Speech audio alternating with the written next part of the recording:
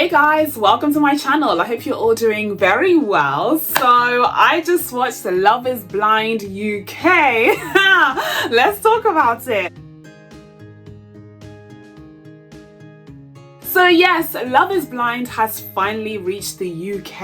As is tradition for many reality TV shows, we have seen the Love is Blind franchise spread across the world. And this time around, it has hit the United Kingdom. And so, of course, as a resident of this island, I took it upon myself to take a break from my hiatus from Love is Blind and actually check out this season of the show. And oh my goodness, I have thoughts, okay? I have in fact watched the reunion. I am all up to date on the juicy gossip and mess. So today we're going to be discussing my review / reaction to this latest season of Love is Blind. If that sounds fun to you guys, then stay tuned. Please be sure to give this video a thumbs up if you enjoy my reviews. And as always, if you haven't already, please be sure to subscribe to catch you videos coming up. Now without further ado, guys, let's get into these messy ass couples. So first couple up that we've got, we're not going to waste a single second. We need to get down to business because I am gooped and gagged, okay? First up, we have Sabrina and Steven.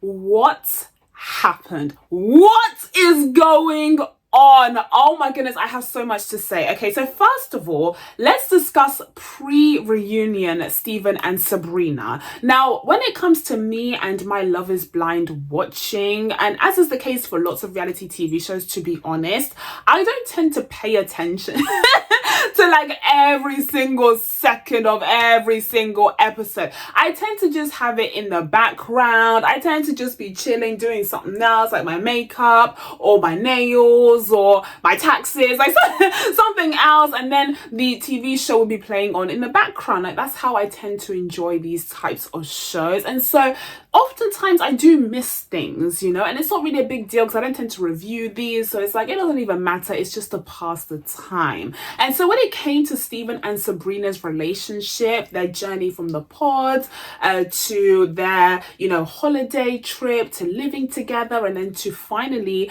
getting to their wedding day, I missed a lot of that. Like, I'm not gonna lie. I did miss a lot of their journey throughout this Love is Blind process because, not gonna lie, I thought they were like the boring couple. Like, I thought they were like the standard couple that's just right for each other. It was, you know, meant to be. And so, of course, they would say yes in the end. Of course, everything would be fine and dandy. And so, as the episodes were passing by and they would have their little scenes together, I fully expected them to just end up happily ever after by the end. So I wasn't like paying a lot of attention to their story. But there were a few things that stood out to me when it came to their relationship. I mean, first of all, you have the fact that they're from two different places, with Sabrina being from Belfast, I believe it was, and Steven being from England. And so there was going to be a distance issue, but it seems like they had decided to live together when they were married.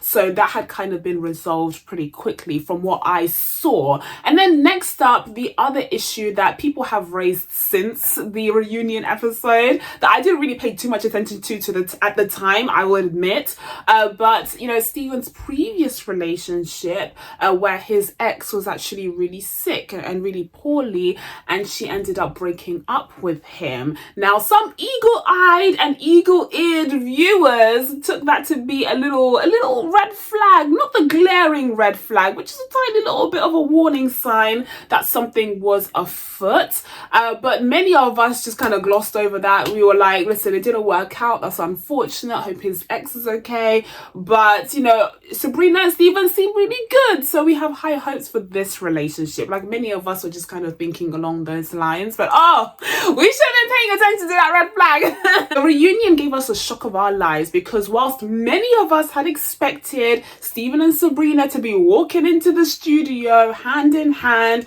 walking side by side, happy, smiling, and in love. No, they weren't even they weren't even standing next to each other. They weren't even anywhere near each other. They were literally sitting across the room from each other. There was a lot of coldness. There was a lot of tension. Ooh, it could be cut through with a knife. Like, it was cold, okay? And then as soon as we got to that section of the reunion, all was told, well, not all actually, because it was cut off short, more on that in a second, but it turns out that their relationship broke down because they didn't end up living together. They were doing a long distance relationship, which both of them, to be fair, just weren't ready for. But it seems like Steven really struggled to make an effort and to really commit himself to the long distance relationship because he was hardly communicating with his new wife. Now, apparently he's not really a texter or a caller unless it's something urgent, which but I would say I think it's pretty reasonable to expect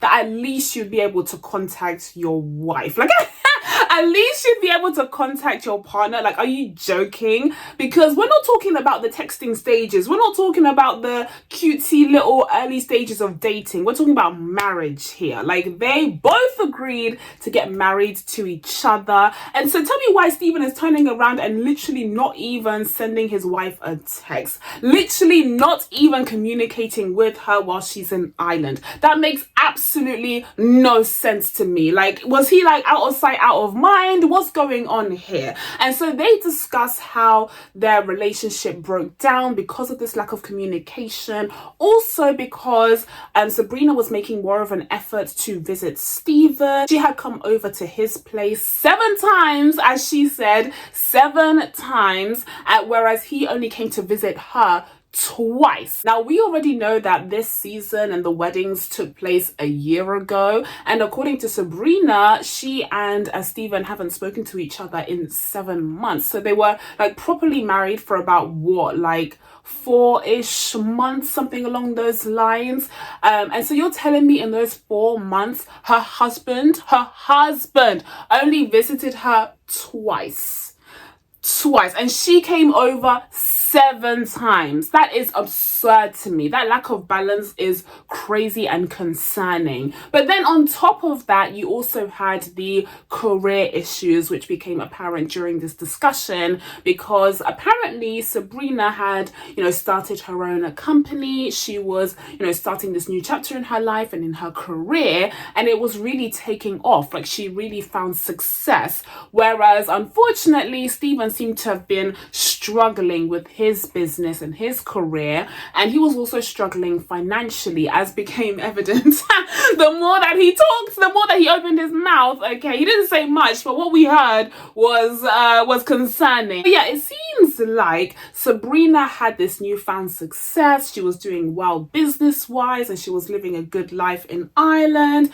and Steven perhaps grew resentful, or perhaps really struggled to be in a relationship with someone, especially a wife, who is doing so well when he is so downtrodden and like struggling financially, to the point where his wife has to get him an ironing board.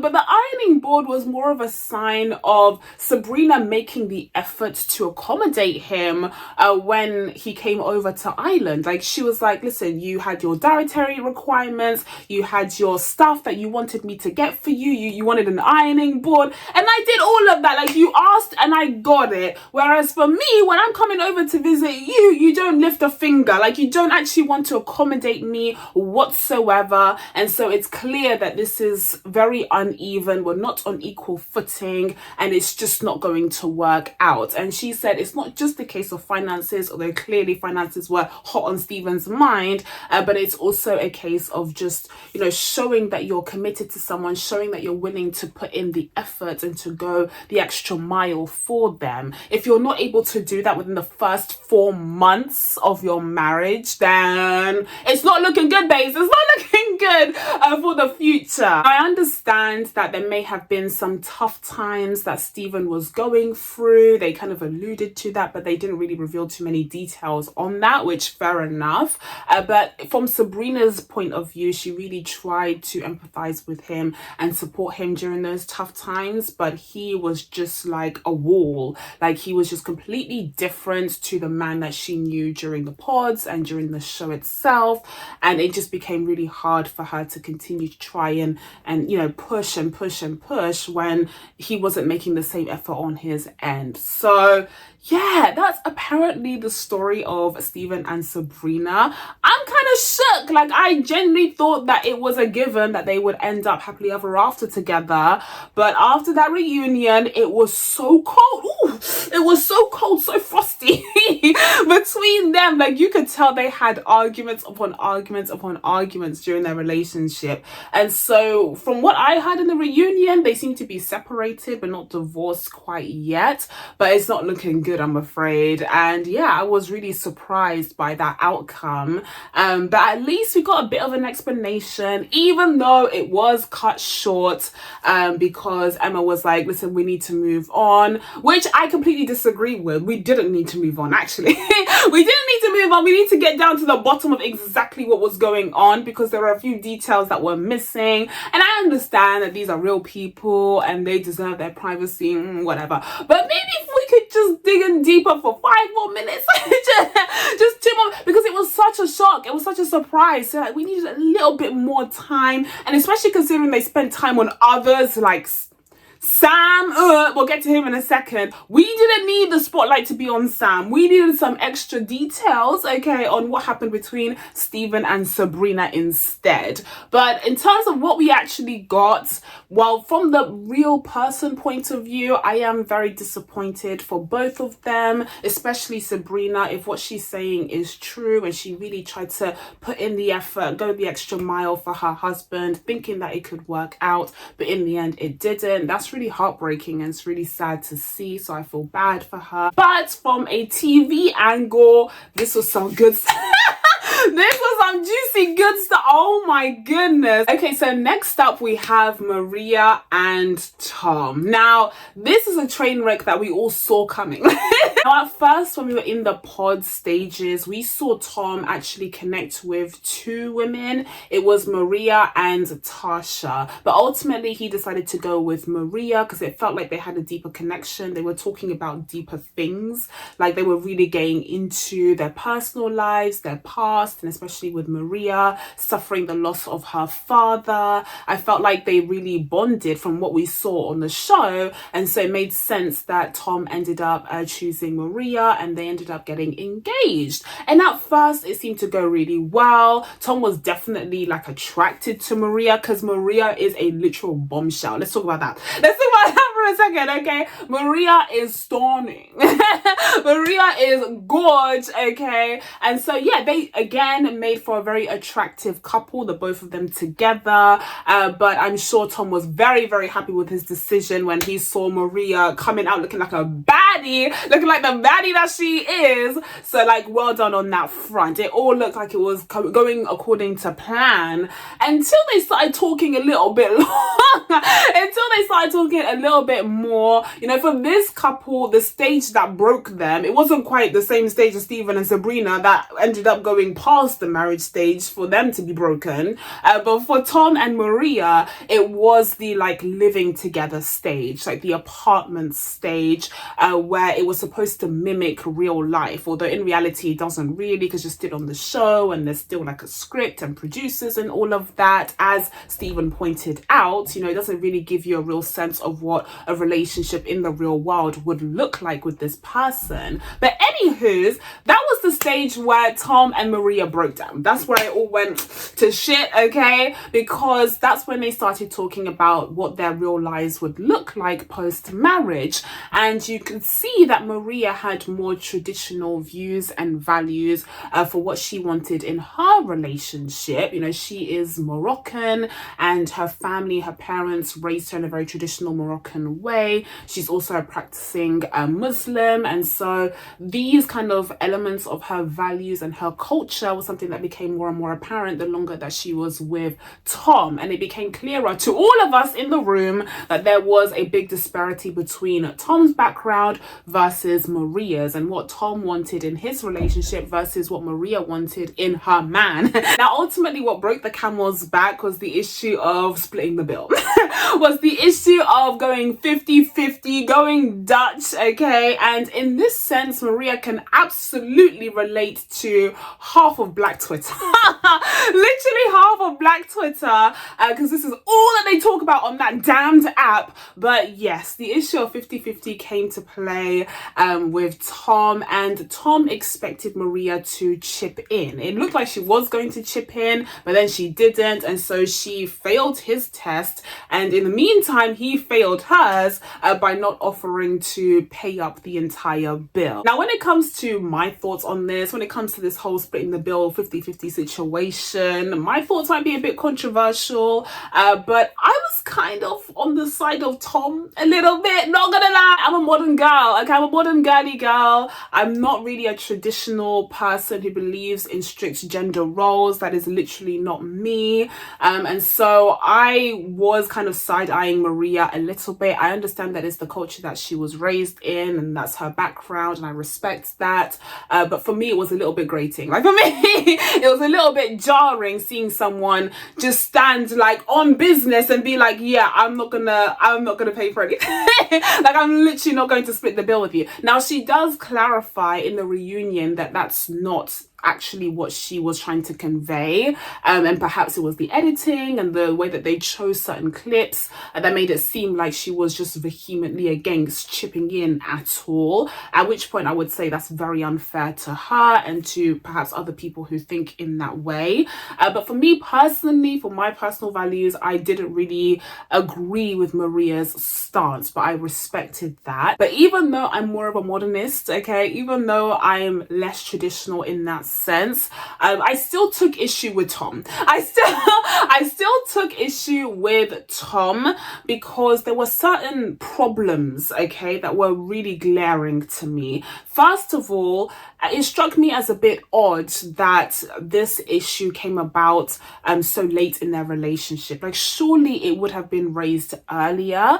And so I was doing some reading, I was doing some digging, and there was an interview with Maria where she said that she felt lied to because the way that Tom portrayed himself in the pods was very different to the man that he ended up being in real life, you know, during their living together stage, where all of a sudden he's talking about splitting everything and, you know, her contributing and all of that. Apparently in the pods he made it seem like he was into those traditional gender roles, and that's why she was into him in the first place. And I can see that. I can see how Maria was sold a lie, and that's why she had certain expectations, and when that was all switched up, when they were living together, she was kind of shocked and annoyed that that's not really what they had agreed upon, what she thought she was getting herself into, especially considering how Tom acted elsewhere with others, which we'll discuss in a second. I can definitely see that being an issue that they may have come across. Now another problem with Tom was the judgment that he had towards Maria's career. That was completely out of line. That was completely out of the question. It was disrespectful as how, rude as how, just very antiquated, very wrong of him. The fact that he would actually judge her for being a makeup artist just because he's a PR executive, whatever. Like, do you love this woman or not? Are you serious? Are you literally serious? If her career is that important to you, that should have been the first question to come out of your mouth when you're in the pods. If you knew that you weren't going to stand being with anyone who doesn't have a STEM degree, who doesn't have a law degree, or do you know what I mean, like someone who hasn't done business or whatever, if you knew that that was a deal breaker for you, then you should have asked that question from the jump. Why are you wasting people's time and then embarrassing her by mocking mocking her and judging her in such a disgusting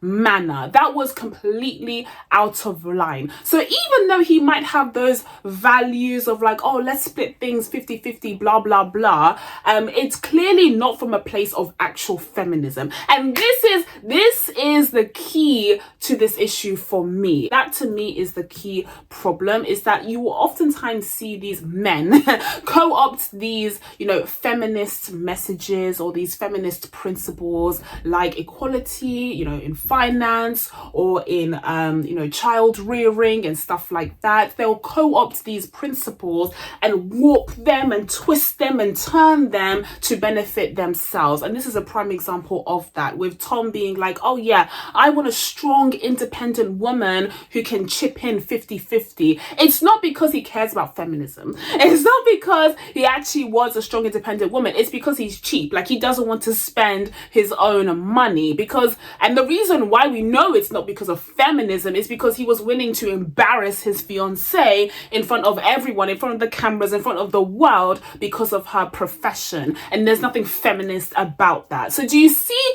the issue? Do you see the difference when men co-opt these principles of feminism to suit themselves, making it seem like they're doing it for the cause? Like, oh yeah, I want to be married to a strong, independent, smart woman who has a professional career in finance or law or whatever. But in reality, it's just because he doesn't want to foot the bill. And there are probably other elements of the traditional, you know, family setup that he's more than willing to partake in. For instance, having a banging wife, right? But when it comes to footing the bill for all of this, which is what you need to do as a man if you do want that traditional family setup, then Tom isn't interested. And that isn't feminist, that's just cheap. That was my take when it came to Tom. And now in the reunion, he did kind of talk about how he was raised by a single mother. And so, you know, that one explains why he's so open with his emotions and blah, blah, blah. But also two, perhaps that's what has distorted his view of womanhood and a wife, because he expects his wife to be strong and independent and footing the bill for everything. And he has a very narrow-minded view of what strong and independent looks like. I think that is also something that they could have touched on a bit more in the reunion, not to psychoanalyze him or anything, but I think that might be another reason for why he thinks this way. But because Maria grew up in a two-parent household and her father took on those traditional values of, you know, being the provider for the family and taking care of finances and everything, she can't relate to that. She saw her mother taking on a different kind of strength and independence as a wife and a mother, and so she has a different view of what that looks like. And both of those views are valid. Both of those versions of womanhood and motherhood and wifehood, is that a word, are valid, but these two just couldn't see that. Like, literally, both of them failed to see that. And so in the case of Tom, he saw Maria as weak and sort of submissive perhaps, or meek, because she didn't want to foot the bill for their life. But in reality, she is a strong woman. She is smart. She is independent. It's just that she's seen a different version of womanhood that she's accustomed to and that she wants for herself in her marriage. Now, another thing that stood out about Tom and Maria's relationship was the way that Tom treated Maria's family. This was appalling. This was abysmal. Jail. That man deserves jail for real, because I could not believe it. Like, I was honestly shook. What a two-faced bastard. Oh my goodness. So here you have Maria's family, who are traditional, they're Moroccan, they're African. And so I was fully expecting them not to give this man the time of day. As a fellow African with an African family, I was fully expecting them not to give this man the time of day. The way that they welcomed him into their home, the way that they were so kind to him, so generous with him, I was like, oh, okay. Because, you know, aside from the fact that he's a Muzungu,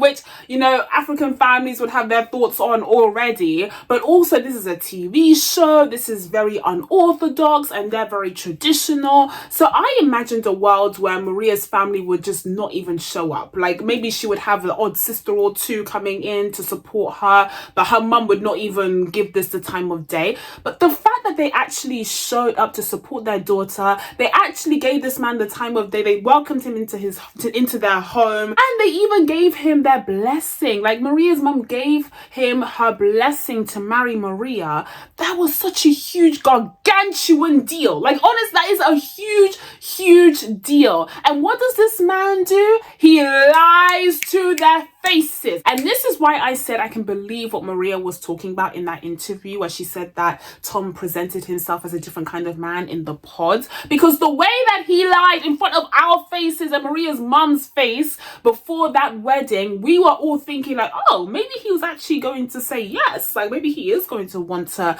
marry Maria. But no, literally at that aisle, he said no, he ran off, and I was like, are you literally joking? Why all the theatrics then? Why do all of the theatrics of, you know, pretending to be on Maria's side and pretending to care about her mother and her feelings and her blessing and all? Like, why bother with all of that? Oh my God, that is so sadistic. That is literally so sadistic and sociopathic. I was creeped the hell out by the way that Tom acted with her family. And I think Maria was completely right, where in the reunion, she talked about how Tom insulted her family. Like she was standing up for her family. She was like, absolutely not. You can't be insulting my family like that, insinuating that we're weak, insinuating that we're not strong women just because we're not the kinds of women that you have in mind. And I think she was absolutely right to stand up for herself and her family. Okay, so next up we have a happily ever after. We're taking a break from all the drama for a second here, because here we have Jasmine and Bobby. Now I have to admit, this is yet another couple that I wasn't paying too much attention to. Okay, like I wasn't paying too close attention to Jasmine and Bobby. The standout for me was, first of all, Jasmine is a girl's girl. Like you can just see each and every time something crazy is going on, especially with Demi, Jasmine is there. Jasmine is there defending her friend. She seemed like a really nice friend to have around, and she was really just like honest and a stand-up person from what we saw. So I really liked Jasmine. Even though I wasn't wholly invested in her relationship with Bobby, I felt like they were cute together, but I wasn't like sitting there with, you know, biting my nails in suspense or anything. But Jasmine on her own as a person seems like a stand-up girl, and so I really got to like her on the show. So that's number one. Number two, when it comes to her actual relationship with Bobby, I thought that they worked really well from what I saw. Which wasn't a lot because I was skipping, but they seem to work really well. She seems to be, I hate to use like stereotypes, but like she seems to be a little bit more, you know, outspoken and sort of, you know, feistier.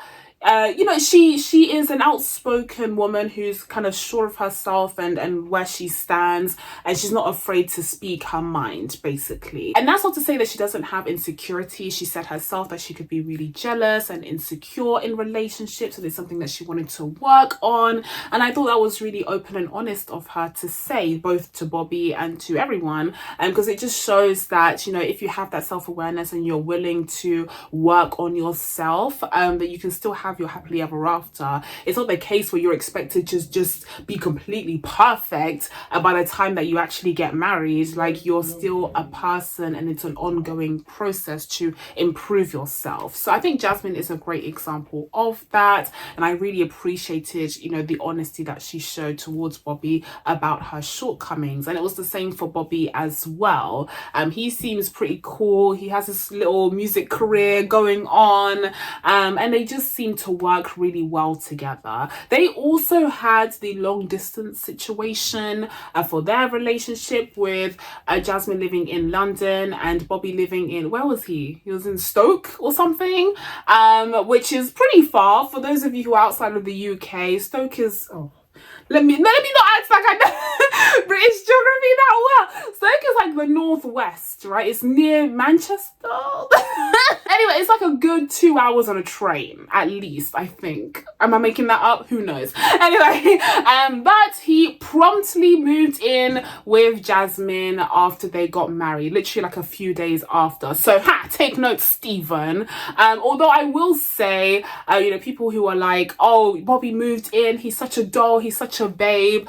But like, if you have a chance to move to London, no offense to you Stokians, but if you have a chance to move to London, like, you're gonna let's just say I would have been more surprised if it had been the other way around, where Jasmine had moved to Stoke. Like, that would have been more shocking to me and more of a confirmation of their undying love for one another. Now, one highlight of Jasmine and Bobby's relationship that I was definitely paying attention to, my ears perked up when I got to this part, it was Jasmine's mother. Oh yes, we got to meet Mama Jasmine, and she is a very particular, opinionated woman who kind of had her grasp on Jasmine. Like, you could tell that they have a very close, tight-knit relationship, which is good. That's great. You know, everyone wants to have a close relationship with their mum for the most part. So that was all fine and dandy, but it just seemed like she was very controlling of her daughter. She wanted to know the ins and outs of her life and her relationships and everything that was going on with her.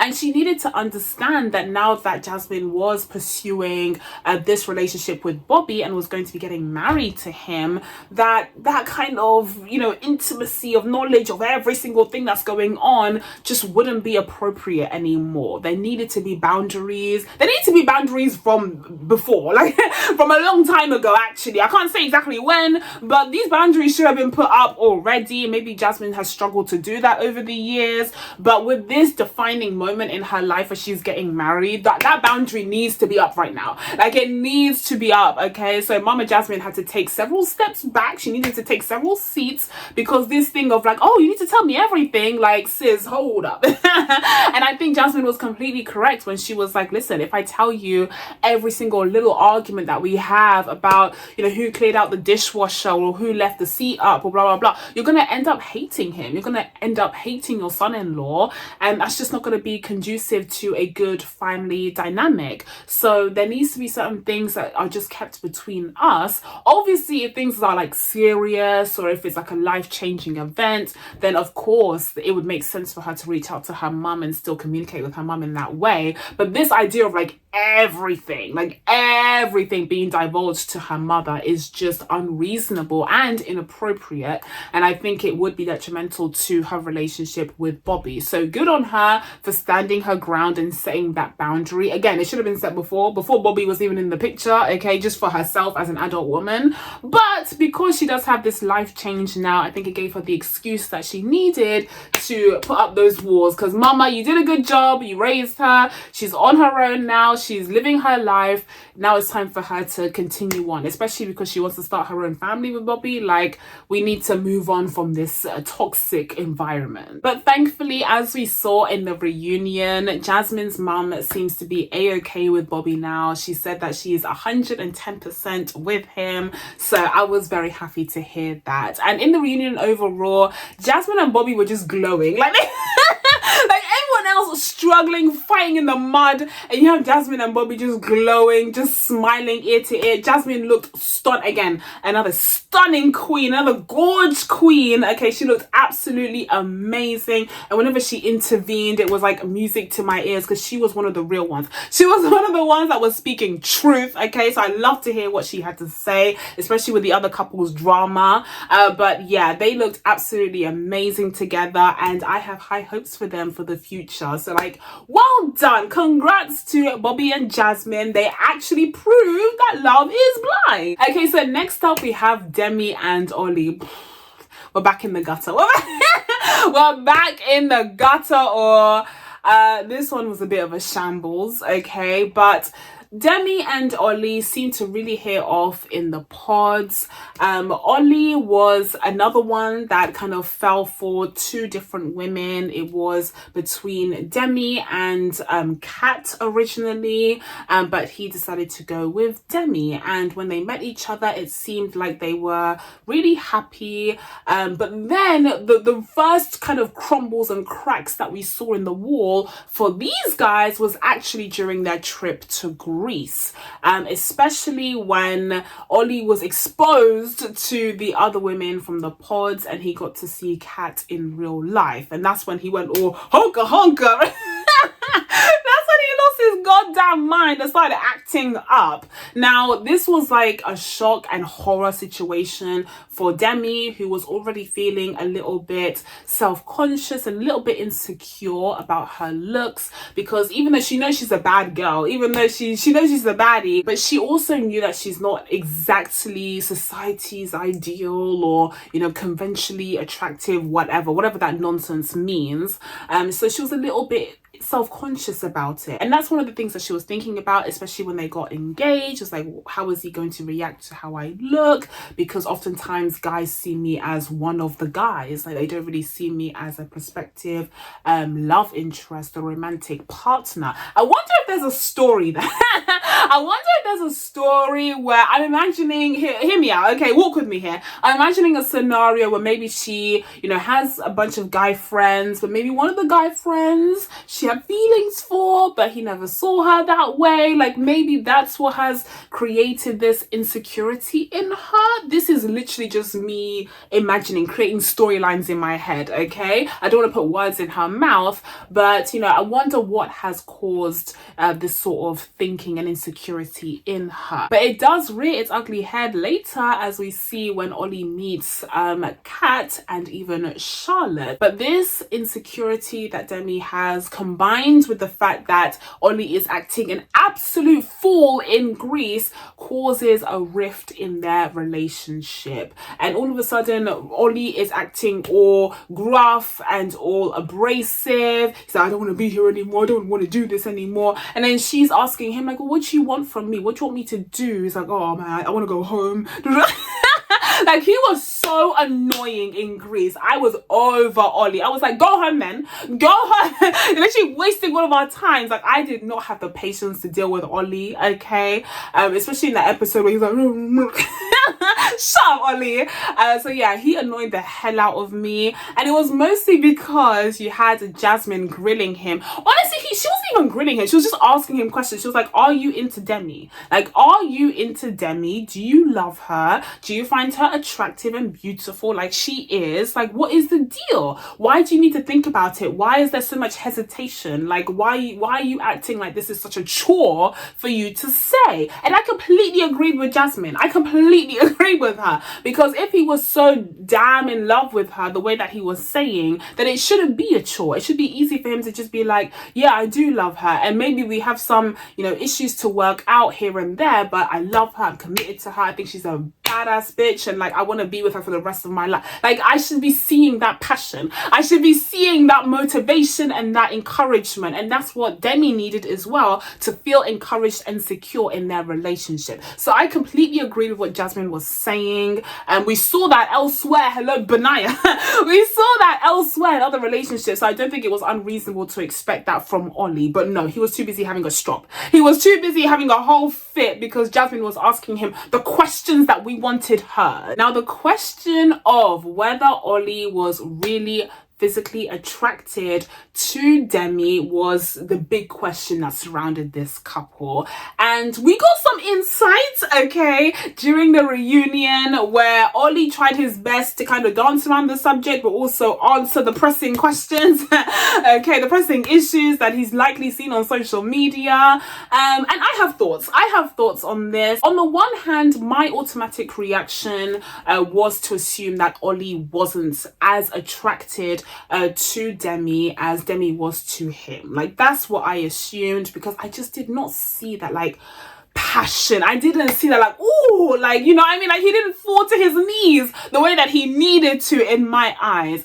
And so I kind of believed that theory that she was more into him than he was into her, especially after he was running around with Kat, especially like the way that he was with Kat, the body language that he showed with Kat, to me showed instant attraction. However, people have bounced back on this and said maybe you guys are just projecting your own thoughts about, you know, who should be considered conventionally attractive onto Demi. And I think this is a valid argument as well, because I do think we need to challenge ourselves when it comes to these types of storylines that we see in reality TV shows, where one of the contestants is insecure about the way that they look, and we automatically assume that whoever she or he is partnered with isn't attracted to them, because we're basically saying that we agree that they're not conventionally attractive, and therefore it's impossible that their partner would find them attractive. And that's not a mindset that I have, and I'm sure a lot of people feel the same way. So I think it is important for us to check ourselves and be like, okay, are we projecting, or do we really see the signs when it comes to Ollie and Demi?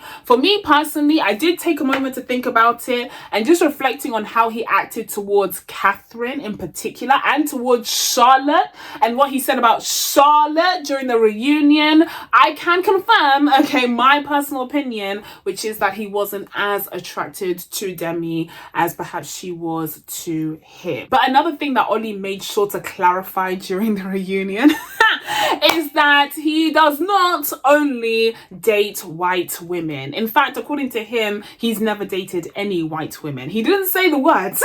He didn't say white women or black women or whatever, but we all knew what he meant. I think this comes from, again, social media saying like, oh, of course he wasn't attracted to a black or mixed race woman because his type is probably the snow bunny. I'm quoting Twitter, okay? Please forgive me for using such language. And again, I do think it's worth checking ourselves when we say these kinds of things. We're like, oh, obviously this black man isn't attracted to this woman of color because he only likes white women. Like, what does that mean? What does that mean? Are we just projecting these white supremacist ideas of attractiveness and beauty onto these folks? Like, we need to check ourselves. We need to be careful when we make these assumptions. Now, when it comes to the wedding day, oh my goodness, Demi and Ollie's wedding day gave me the biggest laugh. It gave me the biggest laugh of the whole season, because of course you had Ollie acting shocked and surprised. What? When Demi ended up saying no. She ended up choosing herself in a very deep tea move, and here you have Ollie being like, oh my, what? And like, I completely agree with many who say that it seemed like rehearsed, or it seemed pre-planned. I do think they came to the arrangement that Demi would say no at the altar. I don't think either of them were surprised by this outcome. I think perhaps they even requested that Demi go first so that Ollie would look like less of a villain and less like a bad guy, considering the storyline that had played out prior. Because if he had gone first and rejected her, it just would have felt very mean. And so perhaps, you know, I can see a world where they told the producers, listen, Demi will go first and she'll reject him, and that way it will soften the blow. And Demi had the opportunity to come out as this confident, self-assured woman who has chosen herself, again in a very deep tea way. But yeah, it definitely felt planned, as does Demi's whole character arc of being a strong, independent, self-assured woman. I feel like she is trying to make that her thing, and I support her in this. I think that's great, you know, if she wants to be that kind of influencer, for instance, who, you know, promotes self-confidence and value, and also talking about endometriosis, which I think was a really brilliant and courageous thing for her to do on an international platform. It's something that isn't talked about enough whatsoever. Women's health in general is woefully underfunded and misunderstood, but it was really brave and amazing of Demi to shine a light on this issue. And so I think if that's the direction that she wants to go down, you know, coming out of this series, getting that 15 minutes of fame, then good on her. Good on her for baking it into the actual storyline of the show. Okay, so next up we have Nicole and Beniah. Now this is yet another couple that started off as a bit of a threesome, but this one was kind of crazy. This one was kind of wild because it was actually Nicole who was stuck between two guys, and one of the guys was Sam. Now listen, Nicole. Now listen, Nicole, my sister, take a seat, please. What were you thinking? What were you, just whisper in my ear. What were you thinking going with Sam? That was wild. That was a bit unhinged, sis. Like I have questions for you. But yeah, Nicole was stuck in between the two, and even after Beniah tried to warn her and say, listen, I don't think that Sam has pure intentions. I think he's just here for his 15 seconds of fame. Nicole was like, yeah, I hear you, but I kind of want to go with Sam still. And like, honestly, I was gagged, honestly. And then you have the proposal when Nicole was like, I love you, and then Sam was like, yeah, I think I think I love you too. And at that point I was gagged. I was like, oh my goodness. And he couldn't even fake it, is the thing. Even though he was fake as hell, like from beginning to end, he couldn't fake it in that moment, which I guess kind of speaks to perhaps there being a heart deep down underneath there. He literally could not bring himself to lie about it, even for his 15 seconds of fame. So ultimately it didn't work out between Nicole and Sam. They didn't even end up going to Greece together, and before the Greece trip, Nicole actually suckled back. She doubled back over to Beniah, and they talked about, you know, what went wrong, and Beniah felt bad as well for like pulling away because of the whole Sam situation, even though it was kind of understandable, to be fair. And they ended up making up, and I was like, oh, that's so cute. And then they're probably gonna like hang out in the real world and maybe start a relationship. No, Beniah immediately proposed. Immediately proposes, and I'm like, oh, so we're doing this here. Oh, okay. And I think at that point, that's why I was less invested in them as a couple, because I felt like they were a bit fake. Like they came across as a bit fake to me, especially Beniah. Like I didn't buy them. And I think it was the fact that he proposed to her straight after she apologized and all of that. Like I don't know if we're missing some pieces in between, but that just seemed so convenient, and it felt like he wanted to kind of rinse out his time on the show, and that's why he proposed to her. So for me, I was a little bit reluctant to believe in this couple, if I'm being honest. But you know, once we saw them together in the reunion, and when we got that extra footage of their reaction to each other after they spoke for the first time, oh, I'm in, guys. I believe. I am now a believer. I think they're adorable together. I think they're a bit weird, a bit wacky, a bit eccentric, but I think, as many have said, they match each other's freak. They match each other's freak, so I think it works. So yeah, initially I had my doubts when it came to Nicole and Beniah. Their kooky personalities didn't immediately endear me to them, and plus the whole storyline with Sam made it feel like it was a bit of a soap opera. Like it just made it feel disingenuous. But by the end, I could tell that they actually had a really great connection to each other, and also seeing the clips and footage from their real life post wedding day was really nice. Like they seem to just get on really well. And also, if I may say so, I love the fact that Beniah is so protective of his woman. Oh, let's talk about it, because they decided to give Sam, of all people, his 5 seconds in the spotlight during the reunion, and like boo, literally boo. But the whole time Ben was just sitting there grinding his teeth. He was like grinding his teeth. He was not having any of it. Just listening to Sam's lies pissed him the hell off, and that was honestly quite attractive. Like honestly, that was, I'm not jumping on Nicole's man, but I'm just saying, like, that was a good look for Ben. I love the fact that he was so protective of her, even though she's a bit away with the fairies for not noticing that Sam was a fake, a phony, and also the fact that Sam lied, okay, spreading those ugly rumors about her, saying that she was trying to sleep with him and he rejected her, but that never even happened. That is disgusting, disgraceful behavior on his part. He belongs in the trash. But I like the fact that Ben always had Nicole's back and was, you know, standing by his wife during that whole ordeal. Okay, so the final couple of Love is Blind UK that we'll be discussing is, of course, Catherine and Freddie. Where do I begin? We hit the rocks. We hit the rocks as soon as we got to Greece, where we started to see some trouble afoot. The first thing was, I believe, the fact that Freddie had cheated in his previous relationship. That was something that he divulged to Catherine unprovoked. Literally unprovoked, which good for him. He's an open and honest man now. He wanted to show that he had changed and he wanted to be honest with her. And so he told her that he had previously cheated. Now, this affected Catherine because she had been cheated on in every single one of her previous relationships, apparently. And so, yeah, I can imagine that that's like really like upsetting and traumatizing. And she likely didn't want to hear this coming from her new fiance. Like, that's terrifying. That's terrifying to hear. Now, this cheating situation that Freddie did was about 7 years ago, apparently. So like some time has passed and he's clearly grown as a person. But I do still think that it was, you know, for Catherine to react in the way that she needed to and wanted to. You know, he gave her this information and told her about, you know, this previous relationship that he had and how he messed it up. And so she was entitled to kind of sit with that information and react the way that she needed to. Like, I feel like that was completely fair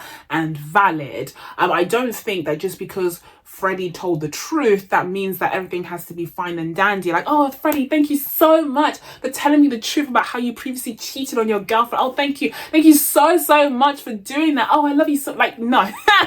Like, no. You tell the truth, not because you're expecting to be praised for it, but because you want to do the right thing and be transparent. But then it's up to the person to react the way that they're going to react. But that wasn't even the biggest of their issues. That wasn't even the biggest of their problems. There was also a little blip when it came to Ollie, because obviously Catherine was on the other side of that interaction where he was talking to her and, you know, they were trying to clear the air after the situation with the pods, and it seemed like they had a bit of, you know, chemistry there. And then Catherine did make that unfortunate remark where she was talking about how she didn't think Demi and Ollie would work together, implying that it was because of how Demi looked, and it just came across as very prissy and very ugly from Catherine, ironically so. It was just a really ugly, awful statement for her to make, and I'm so glad my sister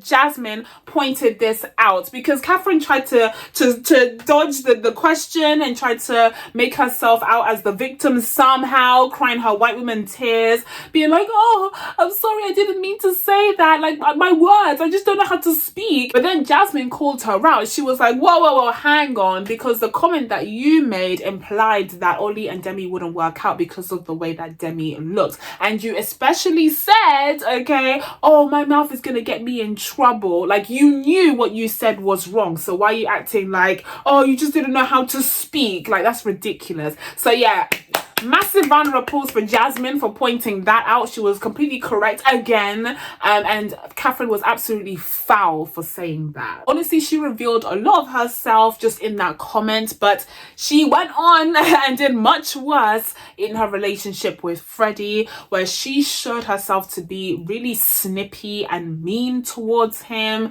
and also she revealed that there are elements of her lifestyle that may not suit that of Freddie's. She seemed to go out a lot more and seems to be hanging out in these like expensive, like luxurious, like hip, you know, clubs and places. Can you tell that I'm not running in the same circles as Catherine? And Freddie was a little bit put off by this because it's very different to his lifestyle. Now, on the topic of the whole lifestyle difference, I feel like this could be a positive in a relationship, in my professional opinion. I have no professional opinion, okay? But I feel like this was presented as such a negative. It could be a positive. Even if you're getting married to someone who is more of a homebody, who is more introverted, in life, we're constantly evolving. We're constantly changing and growing and adopting new things. And I feel like there was a potential here for some of Freddie's characteristics to grow on Catherine and vice versa. Like, what if they ended up, you know, going out together on occasion, or maybe staying in, and some of the nerdy things that Freddie's into, Catherine would kind of pick up on.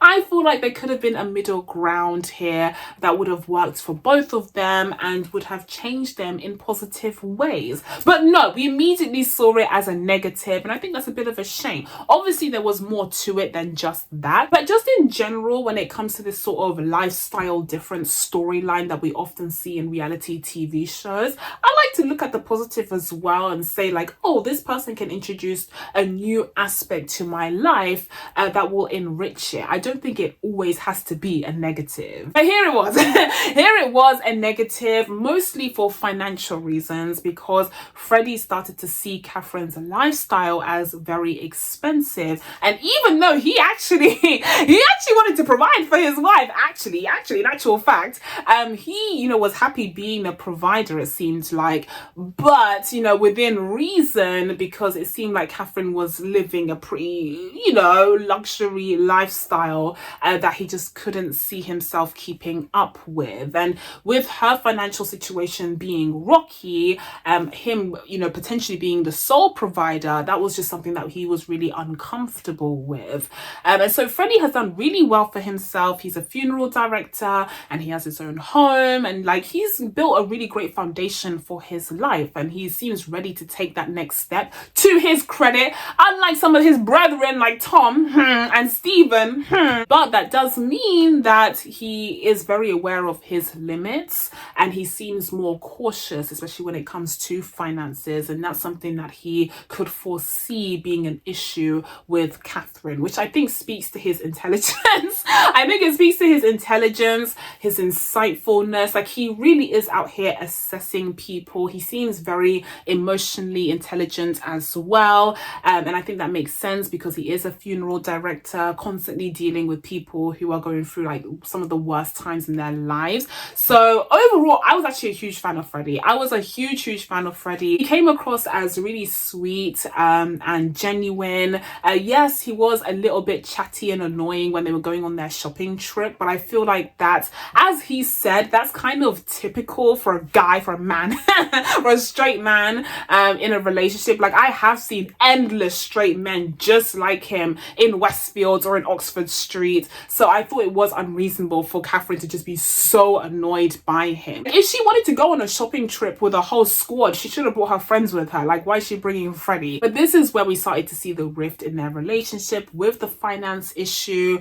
but also with the personality issue, because Catherine seemed to just shut him down anytime he wanted to be jokey or more light-hearted with her, and the clashes just got worse and worse. Now, on the finance topic as well, before I forget, you did have that other angle where Freddie wanted to pass down his house to his sister rather than to his wife. And honestly, just looking at this show and social media and everything, the state of relationships in the 21st century is just cataclysmic. It's like we are actually in the gutter.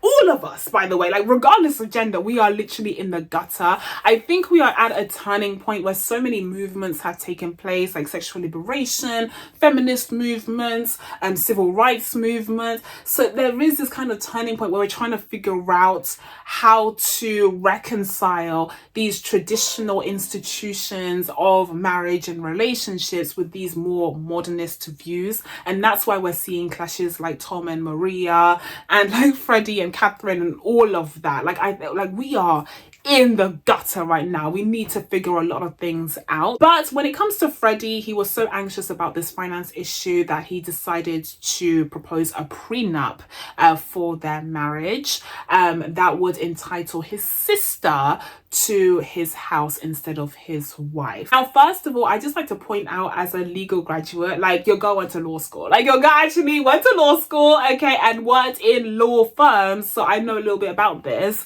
Prenups do not have the same meaning here in the UK that they do elsewhere, like particularly in America. They're not as legally binding at all in the UK. And so in the future, if Freddie and Catherine did get married and have kids and all of that, the judge would take into account the kind of holistic view of their life. Like, for instance, you know, if Catherine could provide for herself and her kids, you know, what would become of the children, stuff like that. That would have more precedence over the prenup. Like, the prenup would not be a particularly important or indicative document in that sense. It could have a little sway in terms of how to split the finances or the assets that they may have, but it wouldn't be the be all and end all document that would shut Catherine out of any finances or assets that she would be entitled to otherwise. That's not how it works here in the UK and family law. And so Catherine could breathe a sigh of relief, at least on that front. But I do empathize with her for feeling betrayed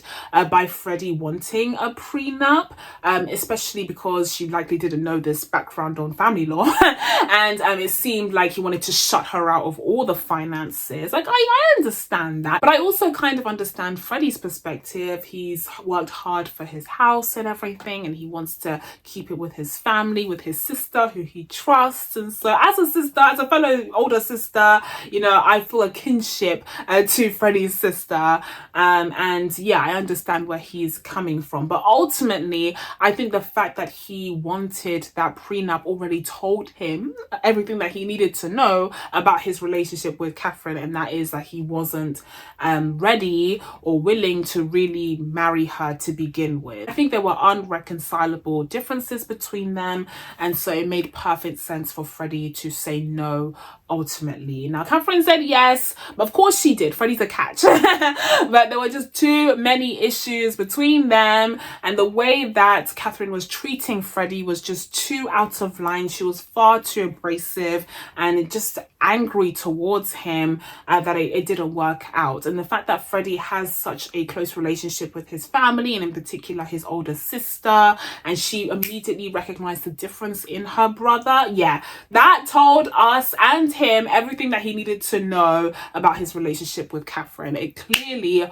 wasn't going to work out. So that's it for all of the couples, guys. This was the first ever season of Love is Blind UK, and I had a blast. I really enjoyed this season of the show. I kind of fell off with the Love is Blind franchise after season 4, I think it was. I stopped keeping up as much, but this little breakaway franchise in the UK has me interested. I'm very excited for season 2. I presume we're going to get a season 2 in the UK. Listen, I might even join. Like, who knows? I'm just next door. I'm just next door now. You might see me pop up on the show. Who knows? I had a blast with this one. I think it was very well produced. And in terms of the reunion, I think it was really well done. I think Matt and Emma Willis did a great job hosting the reunion, asking all of the right questions. They were like relating to the couples here and there with anecdotes about themselves, but they didn't make it all about themselves. Like, they weren't constantly talking about themselves. They were always kind of asking the questions that we wanted to hear about each of the couples. And so I think Emma in particular did a splendid job hosting the reunion episode. I mean, she's hosted a bunch of shows before, like Big Brother and stuff, so she's a pro. I shouldn't be surprised. But I think they definitely gave Nick and Vanessa a run for their money. Like, this is how you do it, okay? The only critique that I had is that I do think they cut off some of the couples too quickly, especially when we got to the juicy parts, like that Sabrina and and Steven section. We could have gone on for a good 5 minutes extra, to be honest. And it's a streaming show. It's not like they're worried about, you know, cutting to ads afterwards. So like we could have stretched this out a little bit more. But I understand that they don't want to dig in too deep and make it feel like an interrogation, because then people will stop coming to the reunions. Like, we have to remember that these people are real life human beings, and if they feel like they're being threatened the whole time, then the reunion setup will just collapse because no one will show up anymore. So I think overall they managed to have a decent balance, but I do think the cutting off certain couples, especially when we got to the juicy part, was a bit disappointing. So that's it from me, guys. Now that I told you guys my thoughts on Love is Blind UK, it's time for you guys to let me know what you thought of these crazy ass couples down in the comments below. Please be sure to subscribe to catch your videos coming up. Thank you guys so much for watching. I really appreciate it, and I will see you in the next one. Bye.